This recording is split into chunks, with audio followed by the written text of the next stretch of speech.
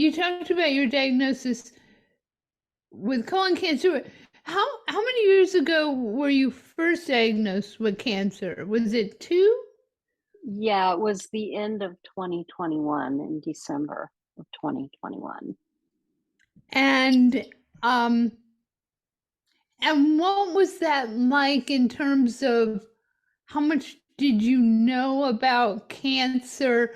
What was really a shock, and in terms of diagnosis or treatment, or just ways of experiencing it that were totally, like, wow, I never knew that. I never thought that was part of it. Or Well, I think the whole diagnosis was actually a shock to me because I had been pretty faithful. I say pretty because I wasn't perfect, but I had been pretty faithful about doing the colon cancer screening in-home test thing, where you basically poop and get a stick and send it to a yeah. lab, and I had done that every year through 2019, and then in 2020 I actually was, during the pandemic, at the very beginning, like April of the pandemic, I had a medical emergency that required surgery. And so after the surgery, I needed to be in a skilled nursing facility for several months. And while I was in that facility, of course, I had to have full care. I couldn't get out of the bed. And so the nurses there, about 4 or 5 weeks in, they actually noticed blood in my stool. And so they called the doctor, and the doctor came over and they took a sample and whatever. And they believed that I had like a stomach ulcer or something. They thought, based on what it looked like, and I'm not a doctor, but apparently it looks different when it's been digested through the stomach. Then, so this is what they thought.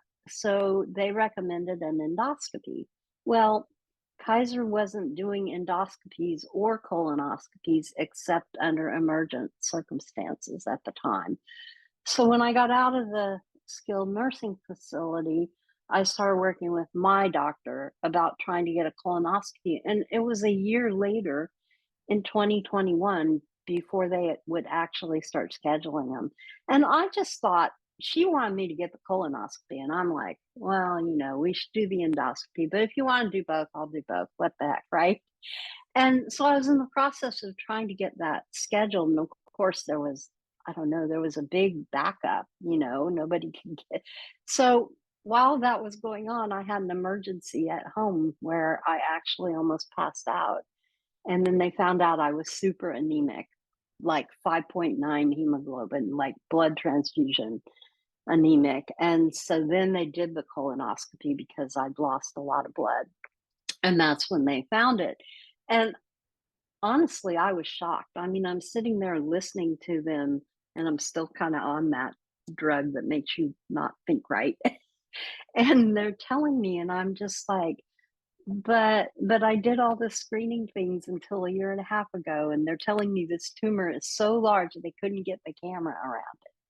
So I Wow. don't really know what happened. I decided it's not important.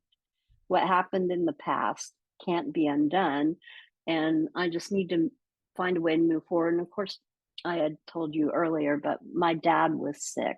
And during all of this, while I was still in the hospital after they removed the tumor, I found out that he had passed away.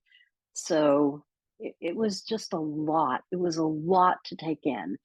And after Christmas, the oncology people called me, and they explained that it was diagnosed at stage 3, which is curable. It's a little bit harder to cure because it's definitely got out of the colon into the lymphatic system. But it's very treatable and very curable. And so I started on my journey, and I think I just, I don't know, I just thought, okay, this is just it's just another thing. I've had a lot of medical things in the past, and I'm just, I'm just gonna plow through it. But I ended up having some complications in the beginning.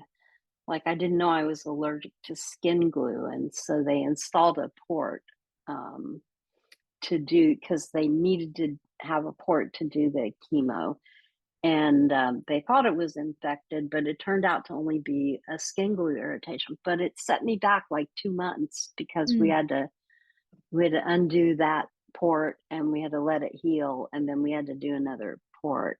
So that took 2 to 3 months. So I didn't get started on the chemo for almost 4 months, which was unfortunate, I think. But I don't know. It's hard to hear a diagnosis like that, but I don't know, I just always, when I hear it, I just kind of learn enough about it to be comfortable with all the things the doctors tell me so I can ask questions, and then I I just move on. I try not to dwell on, oh, what if this happens or what if that happens? Because I tell you, with chemo, boy, if you play the what if game with chemo, you can end up spiraling really quick because there are a lot of bad side effects that can happen with any drug and with chemo drugs especially. But you know, I don't know. I tolerated the chemo pretty well, considering there were challenges because I already am a type 2 diabetic, and one of the chemo drugs causes neuropathy, which I already had because I was Mhm. diabetic, and so we had to adjust dosages and kind of play games like that. So I don't You know. you had mentioned to me that you've been participating in a support group, and when did you start that? And tell me how that has helped. One, in terms of the learning, because I know from my experience, you end up learning so much. And for me, there are obstacles where it's like, okay, I get that, but I feel like I don't have enough scientific background or understanding to understand like another level of it, and so does being in the support group help you learn more to help you understand how to make decisions? And then, the whole other aspect of support groups helping you cope with the changes that you're going through. Right. So I actually didn't join the support group until May of this year. And so what happened between last year and this year is I finished chemo treatment. They told me I was cancer free. And then I had a scan, which they always do. They monitor, they give you a scan. I had a scan, and it showed a new ovarian cyst. And so I went through a whole process with my gynecologist and everything, chasing down the cyst. And in the end, that ended up being that the colon cancer had spread to my ovaries and my reproductive system. And so then at that point, it was determined that it was metastatic and that it wasn't cured.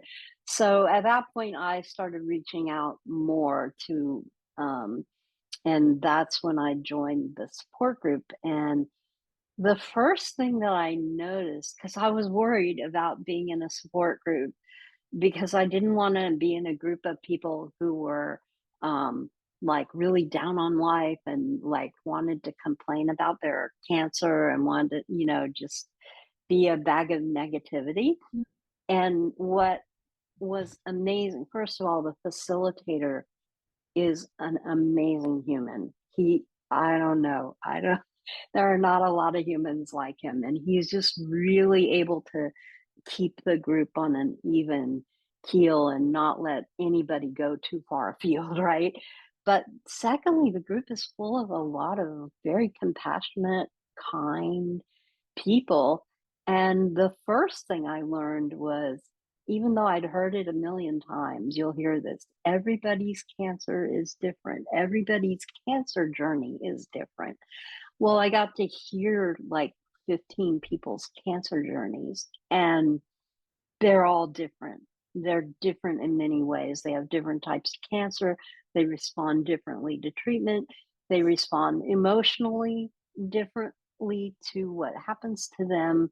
But the commonality that we all have is that we feel free to express what's really happening and how we really feel about it in our lives. So I think it's provided grounding.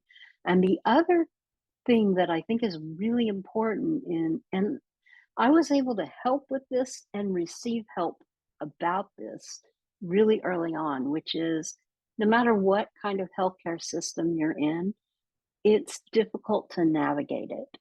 If you have a disease like cancer and probably other chronic diseases where there are complications and everything complicates everything, and just being able to get advice on, maybe you should get a second opinion, or, this is what you have to do in order to get another opinion. And this is um, what kind of like which areas of the country are doing research on the types of cancer that maybe you have. And just having somebody help you have the confidence and the courage to maybe step out of your own comfort zone of healthcare. Because let's face it, if you don't take charge of your own healthcare, then you'll just go down whatever path is, which is probably the quote gold standard path for you, but maybe it's not the one that would really work the best for you. And so we kind of help each other be able to explore other options in a safe, it feels very safe to be in this group. And so I feel that is it has been really a super caring, wonderful experience overall. And you're participating virtually? We we have Zoom meetings every week, and it's interesting because not everyone. I'm part of the Kaiser healthcare system, but not everybody in the group is a member of Kaiser. Some used to be Kaiser members and then moved away from Kaiser either because their cancer was not as there was not as much expertise on their specific cancer within Kaiser, Mhm. or they moved out of the like one woman actually is still in Kaiser, but she lives in Hawaii now. And so she's not physically near us, but so there are a number of different people. So we meet virtually every week. And then we did have an in-person meeting outside because a lot of us are immunocompromised. So it's kind Mhm. of a challenge, especially during the pandemic. But even if there weren't a pandemic, getting a whole bunch of people inside of a house, we'd probably all wear masks. Anyway, even if there were never a pandemic, we would be wearing masks. And so we met outside once at the facilitator's home in Novato, and it was really great to be able to see people in person. And we kind of did a hybrid where we had a Zoom meeting for the people who lived in Hawaii and Santa Rosa, couldn't make it. And then we had in person people. It was hard to do that because Zoom has challenges, but we were able to make it work. Mhm. Cool. You had mentioned that you had your cancer genomically Yes, sequenced. yes. Um, and I recently read something that 10% of cancers are from an inherited gene mutation. So tell me why you had it done, the sequencing, how that was done, and how it's informed you with your decision making. So, well, first of all, they did a certain test when I had my bowel surgery originally back in 2021. And I did not even know that they performed this test, but apparently Kaiser does it routinely. And it's a test for something called Lynch syndrome. I don't know very much about Lynch syndrome. I don't have it. But Lynch syndrome apparently makes people very susceptible to getting certain types of cancers and multiple primary cancers. And colon cancer is one of the cancers that frequently occur in people. So if you have Lynch syndrome, you know, you want to know that you have it because you could end up getting, colon cancer and breast cancer and, two or three other kinds of cancers. So it would make a difference in not so much in terms of treating your cancer, but in terms of how they monitor you for other cancer. Instead of just thinking your cancer has spread, they would be thinking we need to be looking for new cancers. And so it would change how the dynamics work. So I had that test done and I didn't even realize it until a year later. I had a total hysterectomy because we weren't sure, if I had ovarian cancer or no cancer at all, or it was colon cancer that had spread. And so when I had the hysterectomy, they took out, all the pieces, and then I guess, they keep them for a while. And then when it was determined that it was my colon cancer that had spread, my oncologist just sent it away for genomic testing or sequencing. And that is a company called Strata, Strata. I don't know what it stands for. And it came back and I read it. I mean, I read the results of it, and they basically name all the mutations and characteristics of your exact particular colon cancer.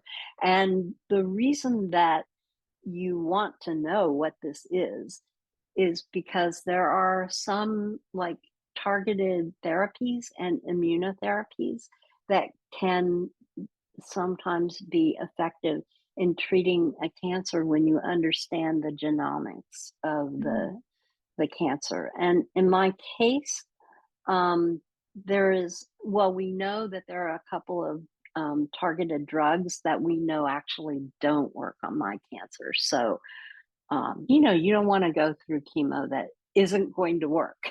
It's like that just gives you all the side effects and none of the benefits. So we kind of ended up using it as a way to rule things out.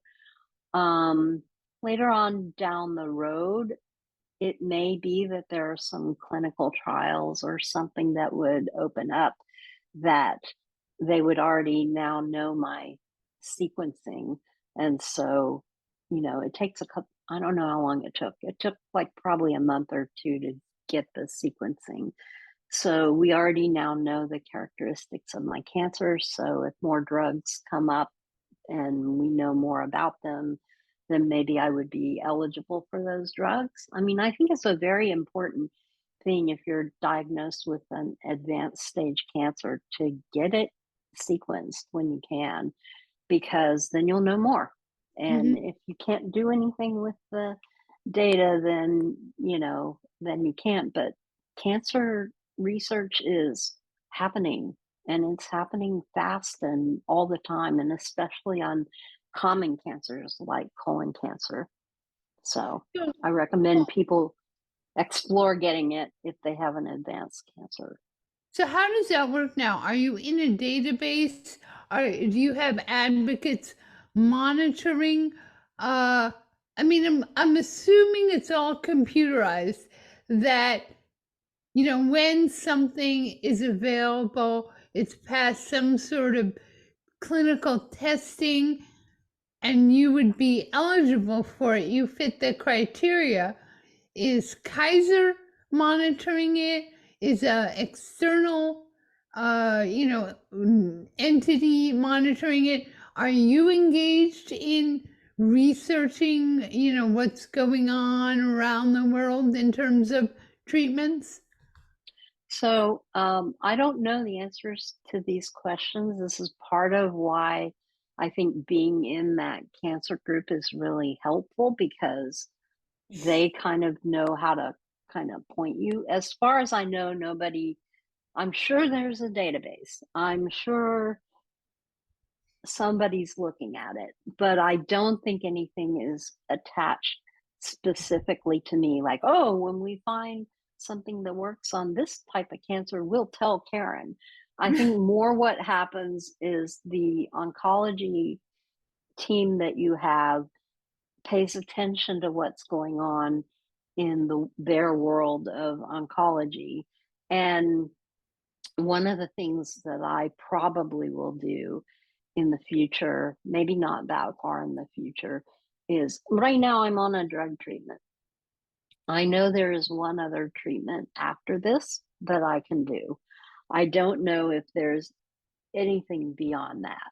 So probably I'm going to start exploring whether Kaiser has people that are more specialized in either GI cancers or colon cancer, colorectal cancer. It's the same cancer. Colon cancer and rectal cancer is the same cancer, but it's treated differently depending on where it starts. And like they do radiation therapy for rectal cancer, but they don't usually do that for colon cancer. So I don't know all the magic behind that. But in any case, I don't believe there's anyone in charge of making sure that every treatment that might be beneficial to me is offered to me. I don't think that happens at all. But I do think knowing that the strata test was done, knowing that my oncologist looked at how it pertained to the drugs that existed at the time, which was in the April-May timeframe of 2023. You know, that was how it was then. Kaiser, from what I understand, they don't really participate a lot in trials. However, if you pursue a clinical trial, and like I'm personally not interested in a phase 1 or phase 2 trial. I want to know that they've already tried the drugs and they are safe. Like you're not gonna like have a heart attack or something if you take this drug, or your chances of a heart attack are not greater than they would be if you took another drug that was already approved, right? I don't want to go through that kind of thing because I kind of value the part of my life that I do have left. And so that's just not for me. I applaud the people who want to do that, but it's not me. But a clinical stage 3 clinical trial, pretty much they're ready to see what the efficacy is of the treatment. And so, if the cancer is winning and it looks like the drug is safe, sometimes what Kaiser will do is they'll let you participate in the trial. Like if the way the trial works is that you can do it through your own healthcare provider and just like you don't necessarily, I don't know how to explain it, but basically the drugs and everything are provided from the trial to Kaiser, and Kaiser administers them. I haven't explored it a lot, so I don't really know what it looks like exactly. So I could be a little bit wrong, but based on what the other people in my group have told me, that's kind of what Kaiser will do. But if it's a phase 1 or phase 2 trial, they don't really usually play at all. It's interesting. I mean, of course, can't help but compare what you're talking about with my own process of dealing with a rare disease. And two things I just wanted to share. Mine is multisystemic, and lately in the last couple of years, I've had a lot of weird endocrine, hormonal stuff going on. And one is hyperparathyroidism, which ironically, my father's wife, who's 80, had. She went for the treatment. It was an incision, here. I don't even think she spent a night in the hospital. And, they drove to somewhere, spent a couple nights in a hotel. She had it. She's fine. She's over it. Well, that kind of surgery would require, and I talked with my neurologist, who's a specialist with my disease, 3 to 4 nights in a hospital and being on a ventilator because of respiratory complications. and there's a probability that I might not survive it. So I have made the decision not to have that surgery. And there are a couple other issues where I've made the decision based on the probability and how much, I don't know, suffering I endure from that complication, which, knock on wood, is not extreme. I still have a reasonable quality of life. And there's always that, trying to find out as much as you know, and sit with it and think, do I need this? Do I want this? A doctor might say, get it, but he may have a very different life attitude than I have. And okay, so that was one thing I wanted to share. The other thing was, okay, so you have a reasonable degree of faith in your healthcare team and the different specialists you're interacting with. You trust the information they're providing with you. You do some of your own research. So right now, they're taking care of a lot of the work, right? What is your work? What do you perceive as your task now in, where you're at in this whole cycle? So one of the things I was thinking about before the call is, you know, one of the things that they don't really tell you about receiving, and I'm sure maybe radiation therapy is similar. I haven't had that, but chemo, one of the things about chemo is it's actually hard to do chemo. I mean, there's a lot of responsibility on the part of the patient to do chemo well. And for example, I'm diabetic and I currently have a wound on one of my toes. It's actually serious. And I actually could lose the toe. It's pretty bad. But it's being monitored. But there's this interaction between like getting chemo and having this type of toe wound. And part of the chemo regimen I'm on, I actually can't take because it would really be dangerous for me because of that toe wound. And a lot worse things could happen than losing the toe. It could be it could be life threatening or it could be really bad. So when you are on chemo, you have to take your temperature, you have to make sure that you don't think you have a cold, and you can't eat food, like you can't eat certain foods that are maybe undercooked, or maybe foods you would think are perfectly fine but they've been in the refrigerator for a little bit long, and a normal immune system would just take care of any bacteria that was growing in the food. But if you've got a compromised immune system because you're taking chemo, then maybe you shouldn't eat those leftovers after 2 days or whatever. And there's a list, and it's actually daunting in the beginning.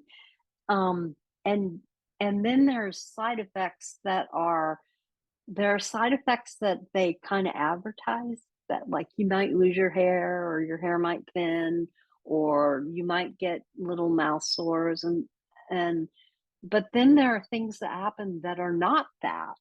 And then you are like, well, am I having a side effect of the chemo? I mean, it's just a lot of work day to day. Is this a chemo thing, or is this another part of my body telling me something is wrong and I should get it checked out? And it's hard. It's like a lot. I wake up every day and I have to kind of like center myself about, where am I and what's going on? Where am I in my chemo cycle? Um, is this unusual? And I don't know how to explain it other than to say it's hard work to be on chemo, and more than I ever imagined. Mm. And I don't know, I don't remember the exact question now. Oh, you said what role am I playing?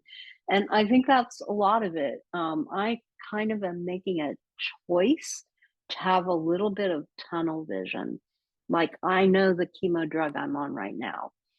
I know what its advertised side effects are, and I have researched a little bit about the drug efficacy and stuff, but I don't know anything about the next drug in line other than the name of it Mhm. because it's just too much Mhm. and it won't serve me to look at the next drug when I'm still on, this drug. Um, so I don't know, but I do think people have different levels of what they need to know. Like one Mhm. thing I don't read, if I start to read the word prognosis or survival rate or anything like that, I'd stop reading whatever. I just don't read it. It's like it's not important. It's not important to me. When you get to this stage of the cancer, probably the cancer's going to eventually win. But like, I don't need to see a number and make my brain suddenly think, well, this is all I have left or Mhm. whatever. It's like, I feel fine right now as far as, I don't have cancer symptoms. So I'm just going to go with that. And I'm going to work hard on my emotional well being and try to help that as much as I can because I feel that's the best bang for my buck. Hey, it's free. It's so that book Be Here Now, Be Hmm. Here um written a little before our time. We were adults because we're about the same age.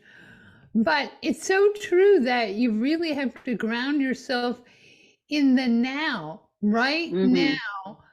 Hmm. How Mhm. do I feel? Hey, I'm sitting here talking via computer with you, and we're both coherent and, having a good conversation. And it's, Smiling, yeah, having a little good chuckle. time, Yeah. and those moments are valuable, every one of them. My family came out to see me, and I haven't seen I saw my mom, like, 4 years ago, but then the pandemic hit, and then all bets were off, right? But I hadn't seen my brother in, like, more than 10 years, and so I got to see him again, so that was worth I don't know, you can't put a price on that. So, you take those moments and you try to live in them, and be fully present as much as you can when you can. And then when the hard stuff comes, I don't know, I it is a bit like grieving, I find having this level of cancer because, I kind of know the cancer is going to eventually win and I kind of don't like that. And I kind of go through periods like I have a scan coming up and I don't want to do it. It's like it's I don't know what it's going to show, but I don't like it. It's like I don't know what's going on inside my body and kind of the last time I had a scan, the news was not very good. It was the chemo that I was on was not working and it was devastating to hear that and was really hard, and it's kind of like grieving. You kind of go through this, like, grief about yourself and where you are in your life process. But right this minute, I'm feeling really great. I feel good about life. I feel that I probably don't have years and years left, but who knows? No one knows. No one writes that script. So I have Mhm. hope. Um, but it is kind of cyclic and you know i i I know the future will have hard times in it and I just hope that when I get to the next hard bump that I can just manage it. I managed the last one. It was rough, but I got kind of past it and I'm not there. So I don't know, it's sort of like you live your life every day, but then when the bad things happen, you kind of have to realize you're in a traffic accident and you've got to recover. I don't know, an emotional traffic accident. You had mentioned a book that has uh I don't know, affected you. Why Woo Woo Works, and Hmm. I haven't gotten a chance to look at it, but it's on my list.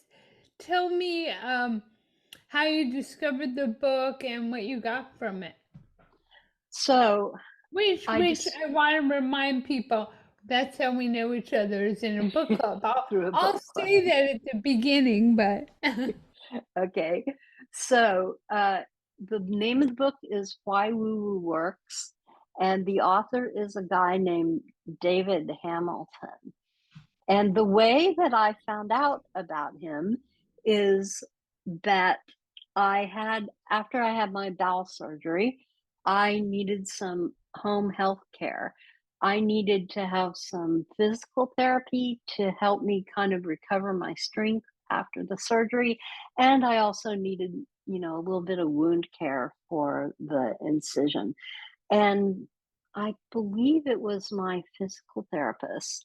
Yes, I'm pretty sure I don't remember. Anyway, one of the caregivers that came to my house said, "Oh, I see that you have been diagnosed with colon cancer." So you have to remember, I had just been diagnosed. I knew I was going to do chemo, but I didn't really know what it meant. And she said, "I had pancreatic cancer." And I'm thinking, had pancreatic? Most people don't say that in the past. She goes, "Yes, 20 years ago, I had pancreatic cancer. I found out I had the cancer. I had surgery, and I was scheduled to have a bunch of chemo.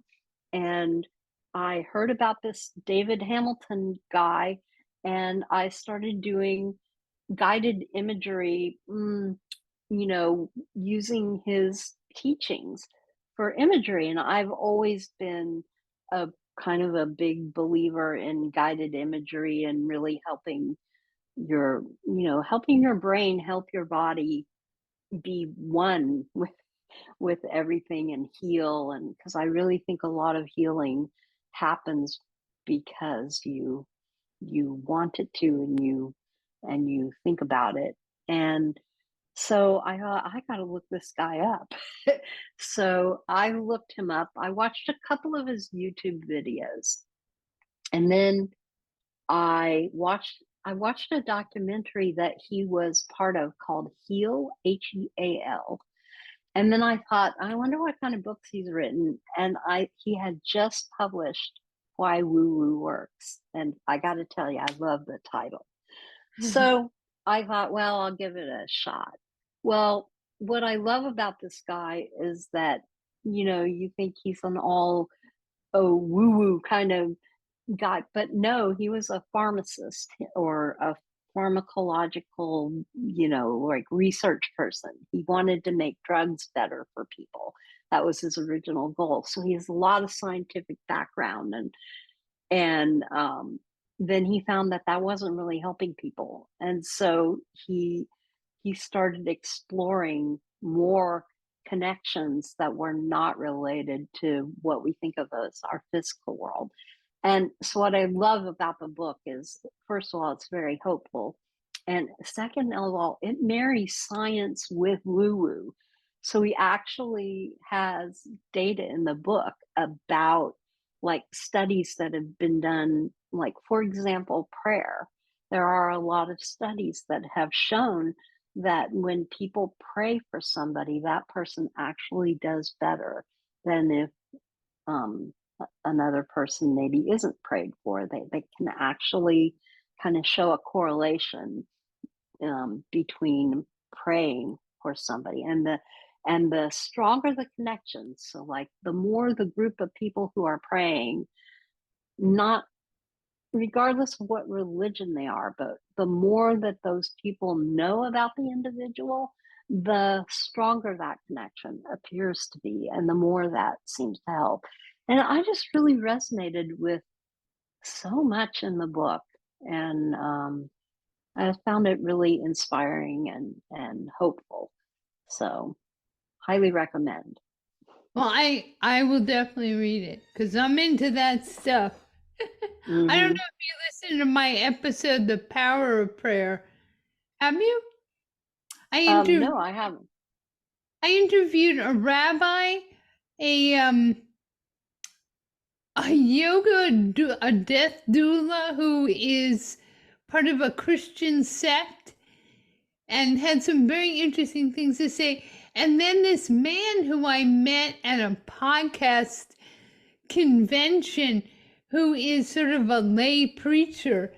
Anyhow, it was it's one of my favorite episodes. I'll send you a link. Oh, send me a But link and I'll listen to it. yeah, I mean, prayer, prayer is like meditation.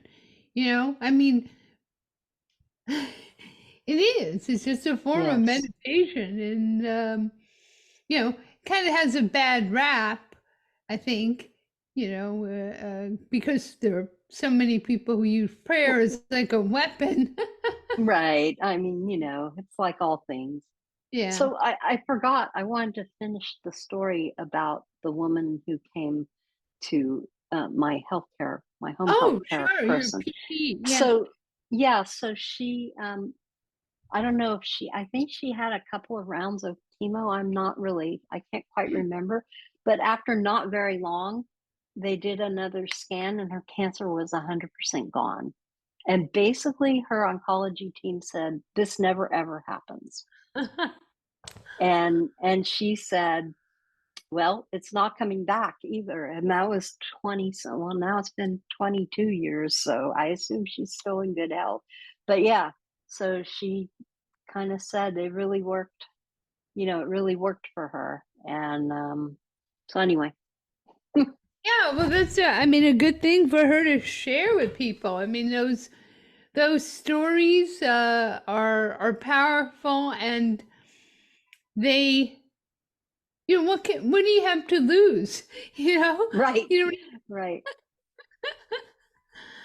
So, is there anything you want to add? A question I didn't ask you that I should have. Now it's Uh, free form. Free form. No, I mean, I guess I can't really think of anything. I wonder. I'm kind of curious, like in your journey with your particular disease, is it similar?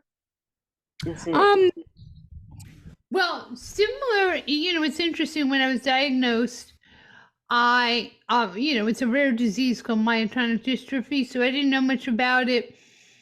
And I'm trying to think, probably the internet in 1997, 98 was not, I mean, I'm probably, use groups? I think I read about it mostly through the Muscular Dystrophy Association. And somewhere I found a table of, you know, once you're diagnosed and the genetic marker was new, they had recently identified it, and there's something called CTG repeats on a, Oh, yeah, so if you have X number of repeats, you are a congenital or you're classic adult. So I'm classic adult. I was diagnosed in my mid 30s, and the your life duration, is somewhere between 48 and 55, and I was 36 at the time. And my mother, because I inherited it from my mother, died at 55. And the way the condition works is that it increases in repeats, CTG repeats, with every generation. So we didn't know how many repeats my mother had because they didn't have the mm-hmm. test, the genetic test. But obviously, I had more, and so I was working in my brain with like, I'm gonna die before 55. So when I turned 56, it was celebratory, and that's why I kind of make a a birthday celebration every year. Because I'm 61 and a half now, and so I understand that where I was faced with early mortality, the idea, and for me, what I eventually took out of it was like, wow, I can be really intentional now, you know, like it forced me to, realize life is precious and not to waste time. And so that's my, the silver lining I took away. But the whole grief cycle is something, when it's multi-systemic. So when there's a new Yeah, symptom, it's like, oh, I get in that hole yeah, and it takes a while to dig myself up. And, the new normal. What's the new normal? What's the new normal? And so that's, kind of the process I've been living with for 25, whatever years now. So, in terms of drug treatments, there's no treatment yet, but there's a lot of research. There are clinical trials. I applaud my peers who have participated in clinical trials, and I facilitate a support group for people with DM1 50 years or older. And so, I have a cohort of people who have aged with the condition, and there's one woman in the group who's participating in a trial. We ask her questions. Um, I don't really want to. I've done a lot of research studies, clinical trials. I'm just, have you ever done a muscle biopsy where they take a piece of N- your muscle? no, it sounds like it's not fun. Well, I mean, it's not painful. It's just that, it's like an MRI. It's like this enduring discomfort for a little while. But I know I did it once, but I did it like 15, 20 years ago. And I know it would be harder on me now. Hmm. And I really don't want to take any kind of, experimental drugs. Right. But I applaud the efforts, but if something does come to market and there's nothing that's being tested that would affect the entire condition. So if Mm. something enabled me to walk better where I didn't need a wheelchair or a walker, it might not help my cardiac issues or my respiratory issues. And it might have a side effect, like on my GI system, which, knock on wood, is pretty good because a lot of people are just, they have Yeah. IBS, it runs their life. So I understand. I feel like people with chronic health conditions have a lot more in common than not when you start Yeah. talking about the science, the underlying science, and what is it called? I know there are scientific words I could use, but I can't remember. But if you talk about just how it impacts your life, in your daily decisions, it's the same. I mean, that's Yeah. why I do this podcast, is because I, so much of what people say, resonates for me. Yeah. Well, and I have been a recipient of chronic disease for at least, well, I had it before I knew it. So I don't know how long I had it before it was diagnosed, but at least 12 years I've known. And it's like you said, you wake up like the toe thing. It's like, uh, another toe wound. I mean, got to tell you, my podiatrist, I see her every 2 to 3 weeks, always, for years now. And it's like, thank goodness, because otherwise the toe wound would go longer before I noticed it. But it's like, "Ugh, I got to deal with this. I don't like this, and then I have a new normal. Like, so I might lose my toe. So I don't actually, it's not that I care about losing my toe. I don't want to be like crass about it, but it's like I've lost a toe before, and it's really not, it's kind of inconvenient in the moment. It does cause balance issues, which I already have. I could overcome the loss of the toe. It would be a hiccup. The problem is that it's kind of complicated by all the chemo, Mhm, because we'd have to have a discussion with my oncologist about, well, what will happen with chemo. I'm sure I will have to stop chemo. Well, how long after I stop chemo before I can have the surgery? And then how long after the surgery could I start chemo again? That kind of complex. And that's where I'm just like, you know what? It's above my pay grade. I'm going to let the other people figure it out. And then whatever they recommend, I'm probably going to do that, because I can't, I don't want to lose a leg. That would be a big thing. Losing a mhm, toe is a small thing. Losing a leg that would be life altering. The rest of my life would be much, much different. mhm, So it's just weird how you think about it, though, and you kind of learn to compartmentalize. That's really what it is. You learn to compartmentalize how you feel about different pieces of your body kind of failing, mhm. and how much you can adapt. And the answer is you can adapt. If it doesn't kill you, you can adapt to it.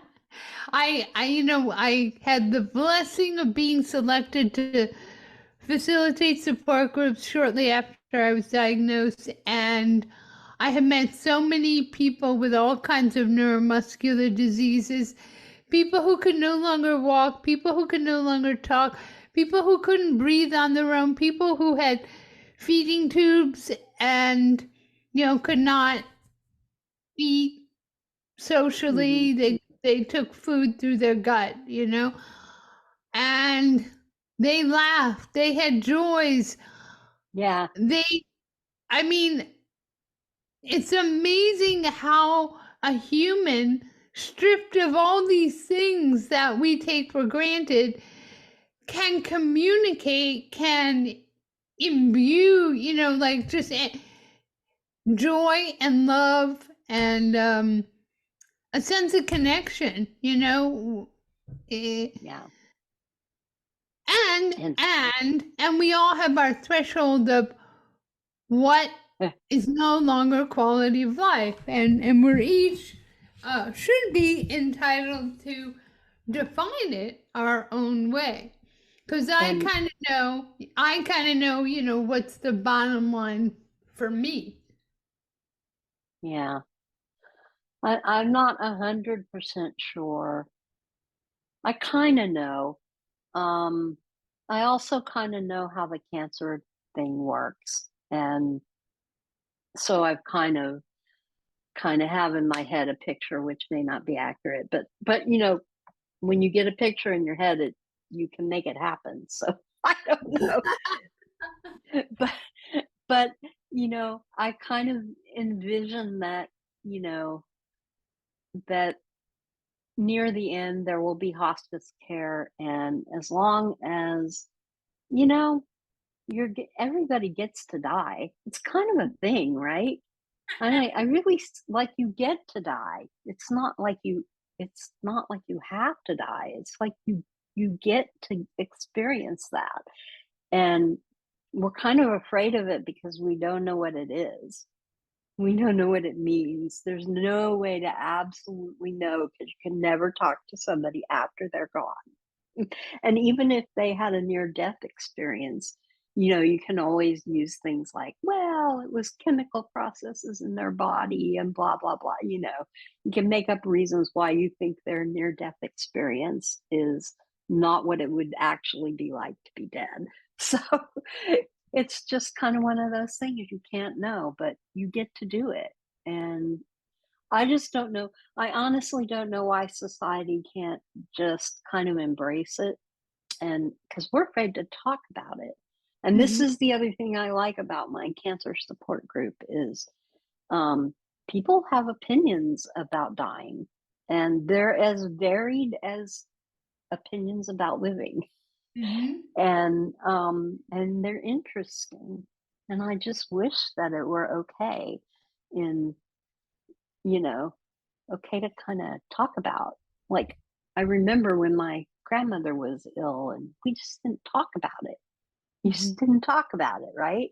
It's like, oh, that's stupid. You should go talk to your grandmother who's ill and learn more of her stories before she's gone. Eh, or, I don't know. I just feel like we should embrace it more. And Alone with that. There's a whole movement now. And yeah, there's an annual symposium called End Well. Have you heard of it? I have not heard of it. Oh well, I gotta send you a link. No, I mean it's because it's true. It's taboo, but there are people talking about it openly, and it's so meaningful and rich because there are things that many of us think about. Maybe not everyone, but certainly when you're facing mortality. Yeah. And I mean, we all are facing it, but we're not forced to deal with it. But you and I are forced to deal with it. That's Uh, right. yeah, that's the difference. That's true. Well, That's true. Well, thank you so much for inviting me. I really enjoyed the conversation. me too.